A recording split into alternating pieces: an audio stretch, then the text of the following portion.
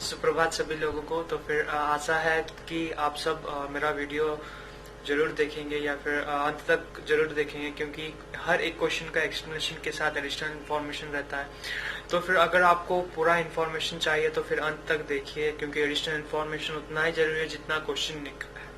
तो फिर देर नहीं करते हैं। I will not be lagging everything, but I will be sticking to the question itself so that you will be having an understanding about what I am teaching. So consider the following passages. ये geography से लिया गया है, ठीक है। तो फिर geography से रिलेटेड जो भी क्वेश्चन आएगा इसमें, वो प्रीलिम्स एमसीक्यू में जो भी क्वेश्चन आएगा उससे थोड़ा कुछ रिलेट हो सकता है, क्योंकि ये हम करंट या फिर अंडर करंट के बारे में डिस्कस करेंगे या फिर स्पाइरल के बारे में भी डिस्कस करेंगे, ठीक है। तो फिर उससे पहले मैं आपको इधर स्टेटमेंट जो भी दिया गया है या फिर स्टेटमेंट जो भी लिखा गया है इधर, वो आपको डिस्प्ले किया हूँ। I have been displayed the part here that a strong bridge piles of water near the seashore, which results in the development of undercurrent which flows towards the sea. The high density of this undercurrent due to suspended sediment erode continental slips and slopes to form submarine canyons and valleys.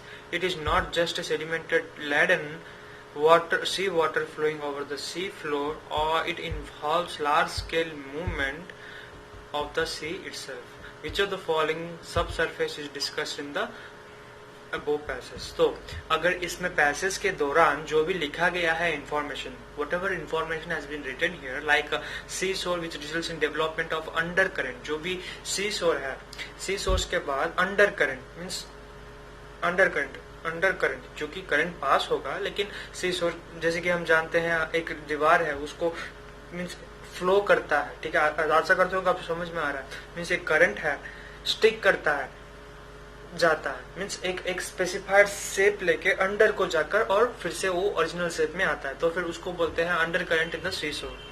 The high density of this undercurrent due to suspended sedimental erode continental slips, very very important.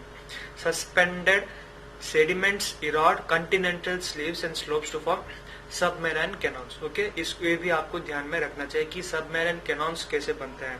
तो फिर आशा करता हूं कि आपको question जो भी है समझ में आ रहा है। पहला है अंडर करंट, दूसरा है हाई डेंसिटी, तीसरा है कंटिनेंटल इरोड स्लिप्स, चौथा है submarine cannon's. Okay, सेडिमेंटल laden water, सी वाटर, वो सारा इसमें ही लिखा गया है, फिर दर्शा गया है, ठीक है। सो लार्ज स्केल मूवमेंट, तो फिर आज means combining all this, so you are getting sufficient information about what subsurface is about, ठीक है। आशा करता हूँ कि आपको सब सरफेस के बारे में डिस्कस हुआ है। तो फिर सब सरफेस का यही उद्देश्य है या फिर इंटेंशन है कि इन इकमैन स्पाइरल, टर्बिलिटी करंट, मुगलास undercurrent, equatorial undercurrent. तो फिर मीन्स आंसर बी जो कि turbidity current, turbidity current, turbidity current is the right answer for the above given question. So turbidity current जो है ना वो इससे ही रिलेटेड है, जो कि पैसेज से, ठीक है।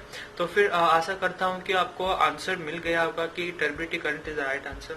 एक्सप्लेनेशन इसमें दिया गया है कि what is turbidity current. Turbidity current क्या किससे बोलते हैं? Is a measure of level of particles such as sediment,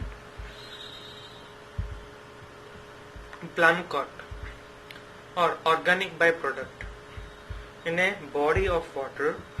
As the turbidity of water increases, it becomes denser and lesser clean due to high concentration। जैसे कि high concentration light blocking पर, जैसे कि हम जानते हैं हाई डेंसिटी फॉर्म करता है, ठीक है। सो हाई डेंसिटी किसके दौरान या फिर किसके वजह से फॉर्म करता है, या फिर टर्बिलिटी ब्लॉकिंग पार्टिकल्स के दौरान हाई डेंसिटी का अंडर वाटर कंसेंट्रेशन को फॉर्म करता है, जिससे पार्टिकल एक स्पेसिफाइड करंट को उत्पन्न करते हैं या फिर जनरेट करते हैं। उस स्पेसिफाइड करंट को हम बोलते हैं टर्बिलिटी करंट, ठीक है। According to the turbidity current theory, submarine canyons are formed by turbidity current. Okay, theory submarine, ठीक है, थ्योरी सबमराइन करंट, ओके, या फिर current turbulent current theory, submarine canyons are formed by turbidity current. Sir submarine canyon जो भी होते हैं वो किसके दौरान फॉर्म होते हैं? वो हाई डेंसिटी के वजह से, ब्लॉकिंग ऑफ पार्टिकल के वजह से टर्बिडिटी करंट का फॉर्मेशन होता है। ठीक है, तो फिर आशा है कि आपको अंडरस्टैंडिंग हो गया है 4th नंबर क्वेश्चन। तो फिर अगला वीडियो रहेगा मेरा एडिशनल इन्फॉर्मेशन के साथ इसी क्वेश्चन का। तब तक जुड़े रहिए। ठीक है, धन्यवाद। हेलो दोस्तों, how are you all? I hope that you all are good, fine and well. आशा करता हूँ कि आप सब खुश हो। मैं हूँ स्नेहाशीष पाड़े, हम स्नेहाशीष पाड़े from the team of mission IAS. इस वीडियो लेक्चर में हम डिस्कस करेंगे 6th नंबर क्वेश्चन। डिस्कस करने से पहले मैं आपको ये भी बताना चाहता हूँ कि जो 6th नंबर क्वेश्चन के साथ 6th नंबर क्वेश्चन के साथ मैं आपको हर एक क्वेश्चन का additional information as well as explanation भी आपको दिलवाऊंगा, क्योंकि maybe I can not say that it will be too long. Maybe इस वीडियो बहुत ही ज्यादा लंबा होने वाला है, वो मेरे को पता नहीं है, क्योंकि वो सारा डिपेंडेड है the software skills who are working on that. So I hope that it will be a long lecture. आशा करता हूँ कि लॉन्ग लेक्चर हो, क्योंकि जो भी प्रीलिम्स एग्जामिनेशन देने वाले हैं इस सेमिस्टर या फिर दिस ईयर, आपको इजी भी रहेगा कि कैसे सॉल्व करेंगे, कैसे मीन्स टैकल करेंगे डिफरेंट क्वेश्चंस को। ठीक है, देर नहीं करते हैं, चले जाते हैं 6th नंबर क्वेश्चन में क्या दिया है। ठीक है, आपको इधर देख सकते हैं कि क्वेश्चन नंबर 6 में क्या दिखा है या फिर लिखा है कि पैसिफिक डिकाडल और ऑसिलेशन। पैसिफिक डिकाडल ऑसिलेशन किसको कहते हैं? पैसिफिक डिकाडल ऑसिलेशन, ऑसिलेशन का मतलब पता है, टाइम पीरियड का मतलब पता है, क्योंकि हम जो कि साइंस है, साइंस में हम पढ़ाई कर चुके हैं। इसका मतलब क्या है ऑसिलेशन का मतलब? The two and fro motion हम कह सकते हैं। एक बॉब है, एक नीडल है और उसका टू एंड फ्रो मोशन हम कह सकते हैं उसको ऑसिलेशन। ठीक है, वो प्रायोरिटी नहीं देते हैं हमको, क्वेश्चन नंबर में स्टिक होते हैं कि क्या लिखा है। या फिर पैसिफिक डिकाडल ऑसिलेशन और PDO it is similar to El Nino Modoki but occurs in southern hemisphere. Sorry for the pronunciation. El Nino Modoki. उसके बाद the cold PDO event causes severe drought in southeastern part of USA. It affects southeastern monsoon of India. So इसमें से कौन सा right answer है? अगर देखे इल Nino मोडोकी, ये साउथर्न हेमिस्फीयर में अकर इसके वजह से नहीं होता, पैसिफिक डिकाडल ऑसिलेशन की वजह से नहीं होता। It is okay. सो पहला नंबर ऑप्शन गलत है। तो दूसरा नंबर ऑप्शन में जाएंगे तो फिर ये लिखा गया है कि the cold PDO event causes severe drought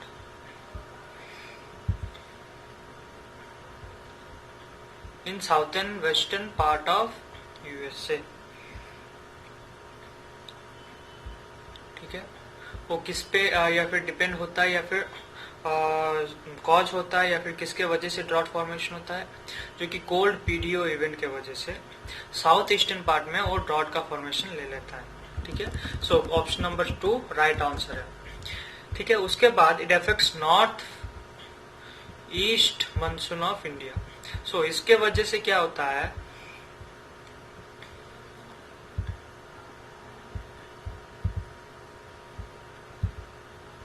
इसके वजह से नॉर्थ ईस्टर्न मानसून का इफेक्ट होता है। ठीक है, और इन इंडिया में नॉर्थ ईस्टर्न मानसून का इफेक्ट रहता है किसके वजह से? वो PDO के वजह से। ठीक है, तो option number 3 and 2 are the right answer for the above given question. ठीक है, देखेंगे एक्सप्लेनेशन में क्या लिखा गया।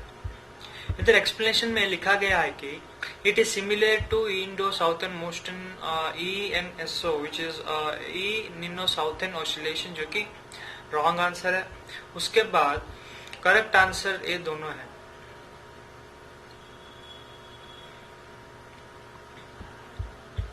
क्योंकि the cold PDO event causes severe drought in south western part of USA, जो कि एक रीजन है। उसके बाद just like Nino and La Nina in the tropical Pacific the PDO is signature for long time on decadal scale. Okay, in the subtropic Pacific Ocean, temperature and its interaction with the atmosphere, ठीक है, with the atmosphere, which in turns affects the northeast Indian monsoon. So इसके वजह से क्या होता है, north east Indian monsoon में वो इफेक्ट होता है, क्योंकि आपको समझ आ गया होगा कि पीडीओ का मतलब क्या है और उसका कॉजेस कहाँ पे रहता है, और या फिर इफेक्ट्स भी बोल सकते हैं कहाँ पे रहता है, और उसके बाद उसका ड्रॉट जो कि सिम्टम्स होते हैं, इवेंट्स होते हैं जो कोल्ड पीडीओ की वजह से होता है, ठीक है, पैसिफिक डेकाडल ऑसिलेशन। तो फिर आशा है कि आपको समझ आ गया होगा कि जो क्वेश्चन है उसका आंसर। नेक्स्ट चलते हैं एडिशनल इन्फॉर्मेशन में। एडिशनल इन्फॉर्मेशन में क्या लिखा गया है वो सब हम पढ़ लेंगे, ठीक है, इसी वीडियो में।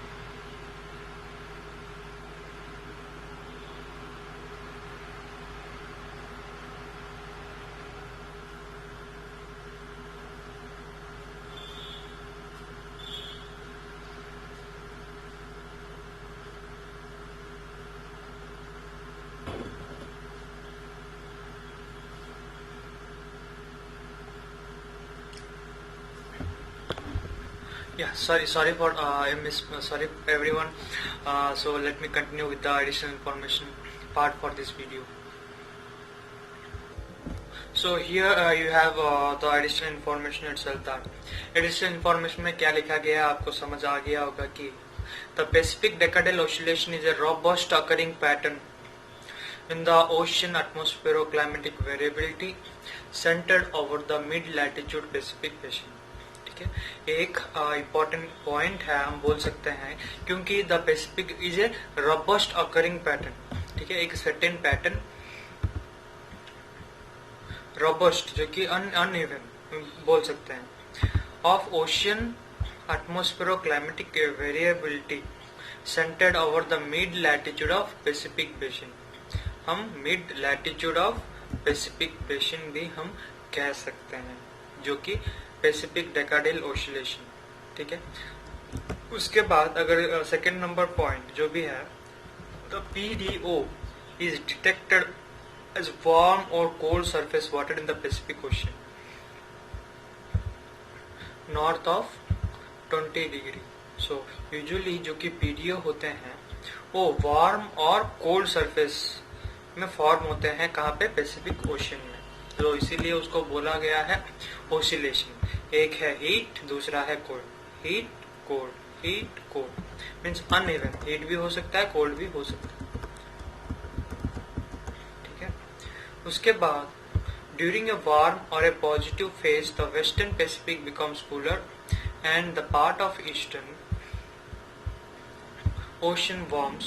Outage in the negative cold or negative phase in the opposite pattern occurs. So that's the reason why it has been said that positive या फिर warm को बोलते हैं हम positive, cold को बोलते हैं हम negative, जो कि phase wise manner में हो रहा है, phase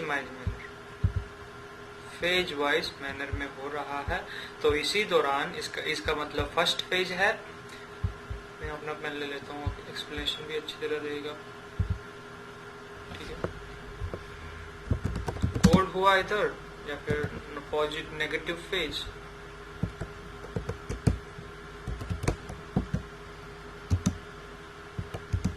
और इधर हॉट हुआ पॉजिटिव फेज या फिर warm.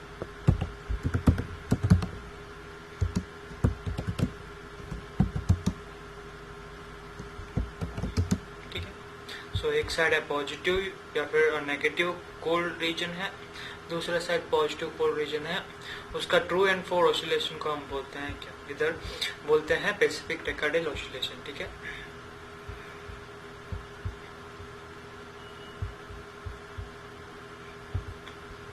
Over the past century, the amplitude of the climate pattern has varied irregularly at interannual, interdecadal time.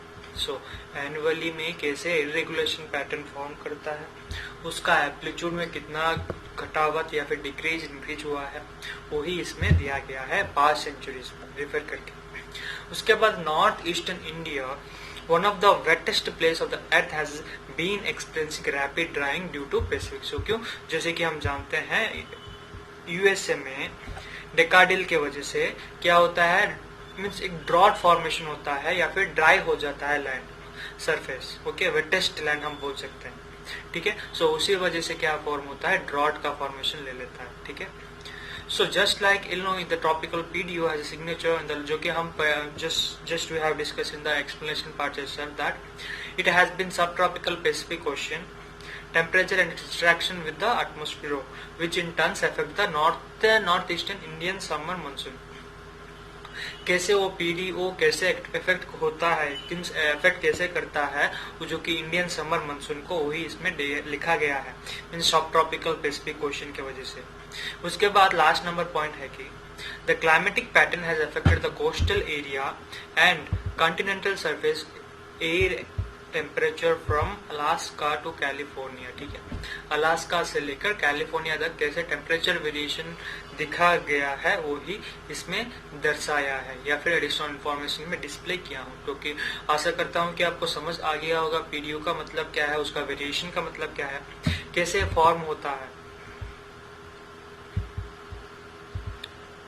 कैसे ये वाला फॉर्म होता है, वो हम सब डिस्कस किए हैं, ठीक है। ब्लू ले लेता हूँ, ठीक है। सो आशा है कि इस वीडियो आप कंटिन्यू करेंगे, देखेंगे, क्योंकि पहला नंबर जो कि 6 नंबर क्वेश्चन था वो डिस्कस कर चुके हैं। नेक्स्ट वीडियो में जाएंगे या फिर नेक्स्ट क्वेश्चन में जाएंगे इसी वीडियो में। तो फिर आशा है कि आप सब धीरज रखेंगे, you have lot of patience to watch the video. Thanks a lot. देर नहीं करते हैं, चले जाते हैं 7th number question. 7th number question बहुत ही ज्यादा इम्पोर्टेंट नहीं है, लेकिन एक ट्रिकी क्वेश्चन भी हम मान सकते हैं। कैसे, आप इधर देख सकते हो कि ट्रिकी क्वेश्चन कैसे हो सकता है। Why is life possible on earth, life में अर्थ का पॉसिबिलिटी क्यों है, यही है क्वेश्चन। हम सब जानते हैं कि परमात्मा के वजह से लाइफ में सस्टेनेबिलिटी है, लाइफ में परमात्मा रहता है, इसीलिए लाइफ का सस्टेनेबिलिटी है। लेकिन क्या यह सच है या सच नहीं है, क्यों नहीं है, वो मैं इस वीडियो में बताऊंगा। पहला है द स्पेरिकल। स्पेरिकल क्या है? Spherical the spheres where we sustain, the sphere where we live.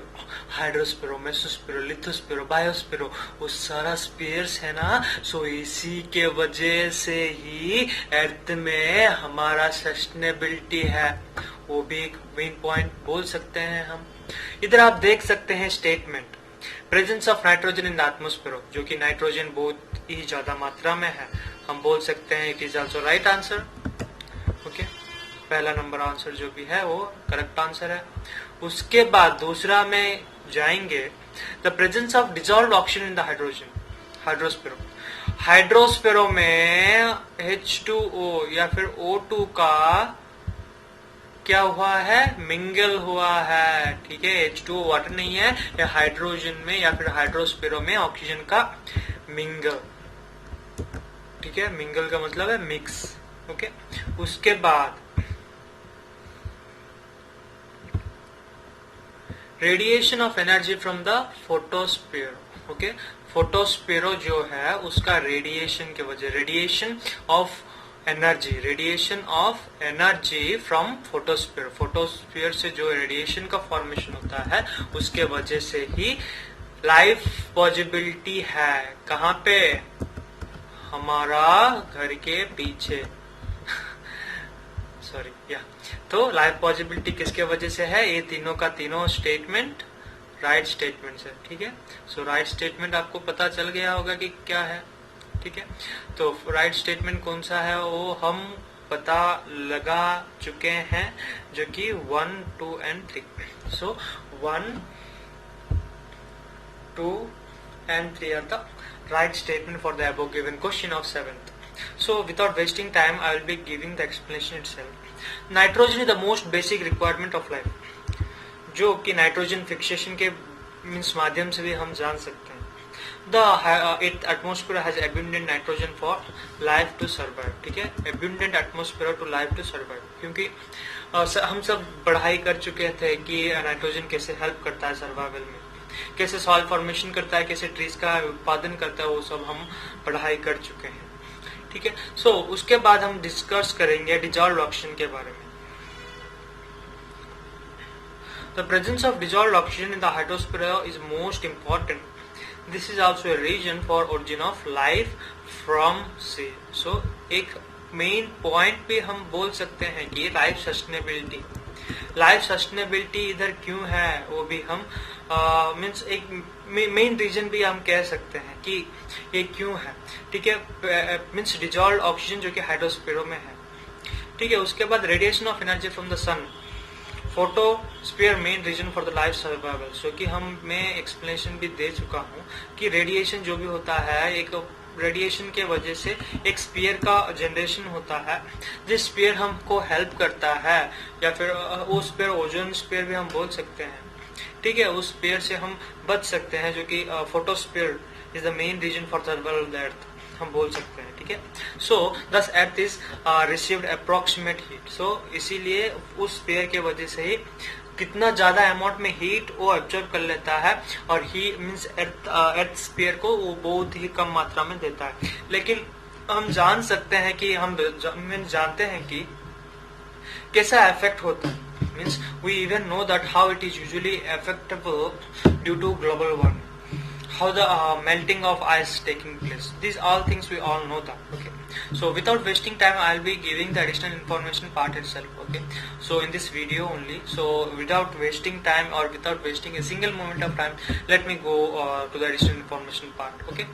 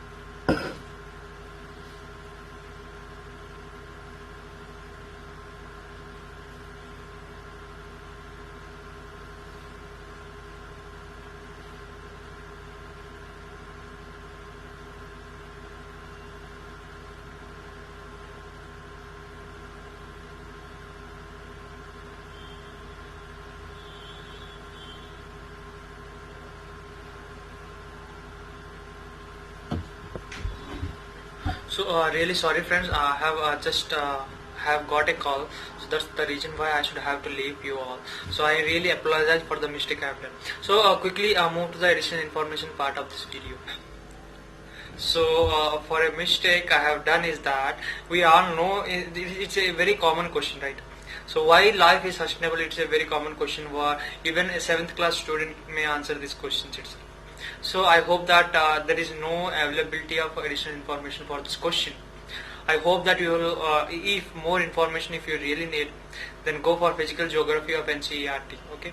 So I hope it will be useful for you for gathering the information from the resources which I have provided. So I hope that it will, I even hope that the question is very easy and can be answerable to a 6th class student. So let me quickly move to the question of what we have previously paused off. Okay, the question here is been displayed for you, जो कि 8 number question है. सो आपके screen पर display है और आप बोल सकते हैं इसका आंसर क्या होने वाला है या फिर क्या हो सकता है. तो 8 नंबर क्वेश्चन जो कि स्क्रीन में आपको विजिबल है कि two places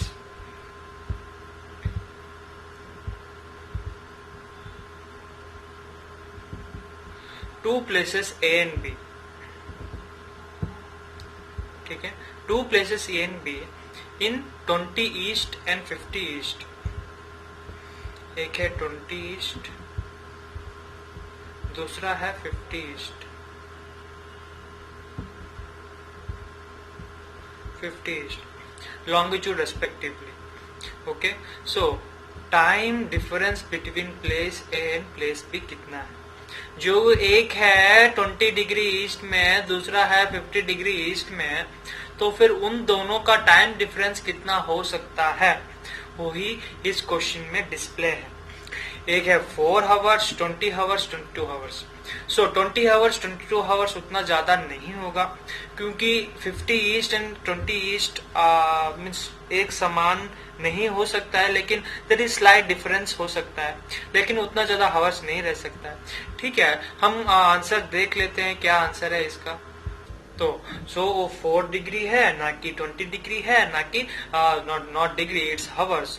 it's not 4 degree, it's not 20 degree, और it's not 22 hours. Sorry, again I'm repeating that it's just a hours of 4, 20 and 22. So above the question, based upon the question, none of the answers are correct, right? So none of the options are correct. So I hope that you have got what the time difference between that. What the time difference between that I will be discussing in this video itself. So if you need the answer, just take it with the video lecture of mine and you will have the availability of answers of each and every question in which I am going to say you all. So in which I am going to give lectures on all the things. Okay, so let me go to the question answers. So here is the availability of additional information as well as explanation here. So earth is a circle and hence it has 360 degree. हम सभी को पता है कि अर्थ का revolution 360 revolution करता है. 360 revolution करता है, तो फिर इसी के वजह से it takes 24 hours to complete 360 degree. एक 360 डिग्री रोटेशन उसको कितना आवर्स लगता है? 24 आवर्स लगता है. thus फॉर एवरी 15 डिग्री, अगर 360 डिग्री 24 आवर्स में कवर किया, so for every 15 degree time difference कितना रहेगा? 1 hour. So for every 15 degree the difference between the time is just 1 hour. thus the 30 degree time difference is 2 hours. so option D is the correct answer. so 30 degree जो कि 50 minus 20 is 30 degree, right? so मैं पहले ही बोल चुका था 20 hours 4 hours नहीं होगा, वो बहुत ही कम होगा, तो फिर इसीलिए difference is 30 degree. So hence it forms what? Hence it forms 2 hours difference. ठीक है, 2 hours difference का फॉर्म होता है 20 degree east and 50 degree east में. ठीक है, तो फिर आशा है कि आपको समझ आ गया होगा इसका answer. I hope that you have got the sufficient information about what it is. So let me, without wasting a single moment of time, I will be going to the additional information part itself, and I will be having the information regarding all these things, all these stuffs. Okay, so the earth has 360 imaginary lines in scar longitude. ठीक है, और meridian running vertically between the poles. So vertically between the poles, जो कि हम जानते हैं longitudes किसको बोलते हैं. So each of this longitude is called what? Degree. So हर एक लॉन्गिट्यूड्स हमको क्या, हर एक लॉन्गिट्यूड्स को हम क्या बोलते हैं? डिग्री बोलते हैं. Thus 0 degree longitude passes through the Greenwich जो कि near London in consider the standard and time of all time. हम ये 6th क्लास में पढ़ाई कर चुके हैं। ग्रीनविच मेडियन किसको बोलते हैं, डिग्री किसको बोलते हैं, इमेजिनरी लाइन किसको बोलते हैं, ठीक है। So if 12 Noon is Greenwich degree it would be have 12:04 in the first degree of meditation. So 4 minutes का डिफरेंस होता है। In India the standard median is 82.5।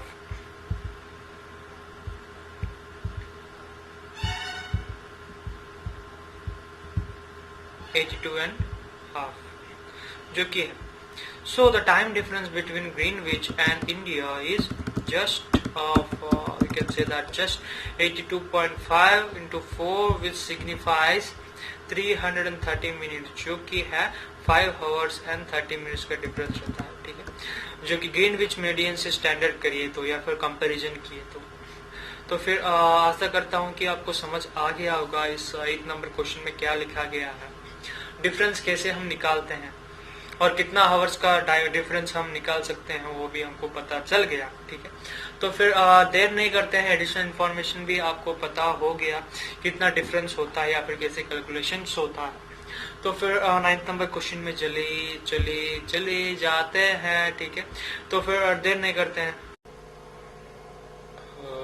Hello दोस्तों, मेरा नाम विष्णु आशीष पाड़ी, आपको इस वीडियो में स्वागत करता हूँ। तो फिर जो भी पढ़ाई हुआ था वो सारा हम डिस्कस कर चुके हैं, जो कि 8 नंबर क्वेश्चन तक difference between the latitudes of that and what is the time difference between that. But इसमें हम पढ़ेंगे जो कि 9th नंबर जो कि है the main reason for the sub tropic experience high temperature. जैसे कि हम जानते हैं ट्रॉपिक एंड सब ट्रॉपिक का इम्पैक्ट कैसे होता है वो सब हम पढ़ाई कर चुके हैं। लेकिन उससे पहले मैं आपको ये दर्शाना चाहता हूँ main reason for the sub tropic experiencing the highest temperature means highest temperature किस एरिया के अंडर आएगा। हाईएस्ट टेम्परेचर जो कि है experiencing highest temperature in southern hemisphere rather than equator. So the main reason for subtropic experience का highest temperature किसके वजह से है, एक है southern hemisphere rather than equator, क्यों है वो भी हम डिस्कस करेंगे, जो कि चारों का चारों। तो इसी दौरान हम बोल सकते हैं कि सबट्रॉपिकल एरिया में क्या होता है, लॉन्गेस्ट डे आवर्स होता है। सो लॉन्गेस्ट डे आवर के वजह से उसका टेम्परेचर मीन्स हाईएस्ट रहता है, जो कि सब ट्रॉपिकल रीजन में rather than equator, okay. So दूसरा है द सब tropical area tends to have less cloud cover than the equatorial area, so hence it is the right answer. क्योंकि यही राइट आंसर है, क्योंकि सब ट्रॉपिकल एरियाज में उतना ज्यादा longer days hours of summer नहीं रहता है, खाली क्लाउडी वेदर रहता है। अगर क्लाउडी वेदर रहता है तो फिर क्या होता है, उधर ह्यूमिडिटी भी बहुत मात्रा में होता है। Usually the humidity is more in area where it experience highest temperature, okay. That's the reason why the option number b is the correct option for the above given question, okay. So अगर c and d देखें, c and d, so c and d क्यों गलत है वो भी हम discuss करेंगे। C and d, why these are the two wrong options, why these are to wrong options. ये क्यों रॉन्ग है, क्योंकि सब tropical area and enhanced green house effect जो कि इम्पॉसिबल मीन सब ट्रॉपिकल एरिया में जो कि एनहांस्ड ग्रीन हाउस इफेक्ट की वजह से हीट का कंपैरिजन बहुत ज्यादा रहता है, जो कि रॉन्ग ऑप्शन है। सो चौथा है द सब tropical area of greater ocean influence rather than equatorial area. So इधर क्या बोल सकते हैं, सब ट्रॉपिकल एरिया से ग्रेटर ओशियनिक इन्फ्लुएंस, जो कि oceanic influence subtropical areas में नहीं रहता है उतना, ठीक है। तो फिर एक्सप्लेनेशन आप इधर देख सकते हो कि you might be having the explanation part here itself that through the subtropic highest pressure belt have hours than equatorial low pressure belt. Usually the subtropical high pressure area belt से has long day hours, क्योंकि जो कि high pressure में रहता है उसका क्या होता है, लॉन्ग डे आवर्स रहता है, बल्कि ना night hours. Equatorial low pressure में बहुत कम रहता है, ठीक है, डे आवर्स। सो इसी वजह से क्या होता है, it is only during summer, so only summer में रहता है। लेकिन in winter day hours are will be less, क्योंकि इन विंटर हम जानते हैं डे आवर्स बहुत ही कम रहता है। In sub tropical highest pressure belt hence it seasonal phenomena and it cannot be taken in region of subtropic receiving the highest temperature throughout the year। क्योंकि हम जैसे कि वेरिएशन आप इधर देख सकते हो कि विंटर में क्या होता है, समर में क्या होता है। विंटर में डे आवर्स का कितना रहता है, समर में डे आवर्स का कितना रहता है, आप इधर देख सकते हो। सो इसी वजह से हम बोल सकते हैं कि सब ट्रॉपिक रीजन में डे आवर्स लॉन्ग नहीं रहता है, ठीक है। सो नेक्स्ट जो कि करेक्ट आंसर है, क्योंकि जैसे कि क्लाउडी वेदर अगर रहता है, सन का एटमॉस्फेयर से लिंक करना बहुत ही मुश्किल हो जाता है, क्योंकि ह्यूमिडिटी की वजह से सन अप्रोप्रिएटली उधर नहीं गिरता है। तो उसी वजह से क्या होता है, ह्यूमिडिटी का जनरेशन होता है, ठीक है। आशा करता हूँ कि आप समझ आ रहे हो। तो इसी वजह से क्या होता है, लॉन्ग डे आवर्स का फॉर्मेशन होता है। तो usually have long day hours than summer. In hours in the summer में बहुत ही ज्यादा डे आवर्स का एक्सपीरियंस करने को मिलता है। तो फिर इधर यही लिखा गया है कि so sub tropical highest pressure belt receives highest temperature through the equator receives direct sun ray instead of ऑब्लिक्यू रे। सो डायरेक्ट सन रे पास होता है इंस्टेड ऑफ ऑब्लिक्यू रे। तो इसी वजह से भी हम बोल सकते हैं the presence of cumulus cloud and rainfall every day will moderate the temperature, ठीक है। rainfall and the cumulus cloud will results in what, will results in moderate temperature, okay। so B number option भी correct option हम कह सकते हैं, या फिर कह सकते हैं इसीलिए ही, ठीक है। चौथा means C and D are the wrong answer because of some of the region where it has signified the greenhouse, which is wrong, which do not have enhanced greenhouse, and it also do not have influence of oceanic, will also reduce the temperature। so reduce the temperature, अगर ocean है तो जरूर reduce करेगा, तो इसीलिए instead of increasing, so it is also wrong answer। so आशा करता हूँ कि आपको समझ आ गया होगा। I hope that you have got sufficient information about what the explanation part is all about, and I hope that the additional part will be given to you as soon as possible, okay। so thank you very much for watching the video। thanks a lot। Very good morning to all the viewers for watching the video. आप सभी को स्नेहाशीष की तरफ से सुप्रभात। तो फिर आशा है कि आप सब कुछ को अच्छी तरह प्रिपरेशन आपकी चल रही है, जो कि प्रीलिम्स एग्जामिनेशन आने वाला है। तो फिर इसीलिए मैं आपके सामने जो कि एडिशनल इंफॉर्मेशन रह गया था 9th का, वो आपको आपके लिए प्रोविजन की कुछ तैयारी की है। तो फिर आशा करता हूँ कि जो भी एडिशनल इन्फॉर्मेशन इसमें दिया है वो अप्रोप्रिएटली राइट आंसर है, on and out. So without wasting any time waste ना करके हम डायरेक्टली चले जाते हैं एडिशनल इन्फॉर्मेशन में। आप इधर पढ़ भी सकते हो, देख भी सकते हो कि what are the difference of tropical regions में क्या होता है, और टेम्परेचर वेरिएशन कैसे होता है, टेम्परेचर लॉन्ग रहता है या फिर कम रहता है, कौन सा समर्स में क्या होता है, इन्फ्लुएंस कैसे रहता है ओशियंस का, वो सारा हम डिस्कस कर लेंगे, ठीक है। तो फिर पहला है सब tropical high pressure belt for और हॉर्स लैटिट्यूड। आपको ये ध्यान में रखना चाहिए कि हॉर्स लैटिट्यूड को किससे बोलते हैं, ठीक है। Horse latitude, what usually horse latitude is called as, okay, horse latitudes. So horse latitudes किससे बोलते हैं, द सब tropical high extend from near the tropic to about 35 degree north and south is called horse latitude, okay। horse latitude जैसे कि हम जानते हैं horse latitude को हम क्या बोलते हैं, सब ट्रॉपिकल हाई प्रेशर बेल्ट। उसके बाद उसका फॉर्मेशन कैसे होता है, किसका, इसका, ठीक है। After the saturation complete loss of moisture at the IPC jet, the air moving from the equator low pressure belt in the upper troposphere becomes dry and cold, ठीक है। so इसी वजह से इसका फॉर्मेशन होता है।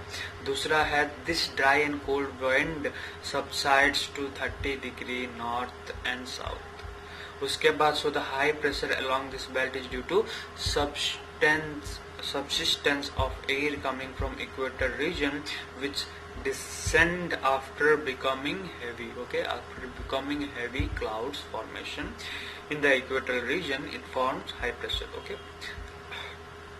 the high pressure is also due to the blocking effect of air at upper level because of the Coriolis force। so Coriolis force के वजह से भी इसका हाई प्रेशर एक्सटेंडेबल रहता है, ठीक है। Blocking of effect of air due to blocking of the high pressure is also due to blocking effect of air, blocking effect of air के वजह से भी इसका हाई प्रेशर रहता है। तो उसके बाद हम डिस्कस करेंगे जो कि क्लाइमेट है, उसका क्लाइमेटिक वेरिएशन कैसे रहता है, usually how the climatic variation usually there in the what you can say that in the subtropical high pressure regions. The subsidizing air is warm and dry. Therefore, most of the deserts are present along this belt in both hemispheres. So both hemispheres में इसका formation या फिर belt का formation रहता है। उसके बाद the calm condition anticyclone which favorable wind is created in the high pressure belt, ठीक है। हाई प्रेशर बेल्ट में creation of what is feeble wind is created in the high pressure belt, इसका भी एक कारण हम कह सकते हैं। The descending air current feed the wind blowing towards adjoining low pressure belt, okay, adjoining low pressure belt, ठीक है। उसके बाद the belt is frequently invaded by tropical and extratropical subsystem so disturbance. So these are the different climatic variation which usually occur due to what, due to the सब tropical formation of high pressure. तो फिर ऐसा है कि आपको समझ आ गया होगा कि कैसे फॉर्मेशन होता है। Subsiding air is warm and dry, therefore most of the deserts are present along the belt of the so most of the deserts are present along the belt of both hemisphere के both belt में deserts का formation मिलता है। सो इसकी वजह से हम बोल सकते हैं कि the calm condition anticyclonic which feeble wind is created in this high pressure belt, क्योंकि इस हाई प्रेशर बेल्ट में, सब ट्रॉपिकल हाई प्रेशर बेल्ट में विंड का creation feeble wind creates, okay. Descending air current feeds wind blowing towards adjoining low pressure belt. तो high pressure belt से कैसे low pressure belt को मीन्स ट्रांसफर होता है, वो भी हम पढ़ाई इस पॉइंट के दौरान हमको जान सकते हैं, ठीक है। उसके बाद this belt is frequently invented by tropical and extra tropical disturbance. So extra tropical and tropical disturbance के वजह से भी इसका फॉर्मेशन हो सकता है, हम बोल सकते हैं, ठीक है। तो फिर आई hope that you have got the sufficient information. Thank you.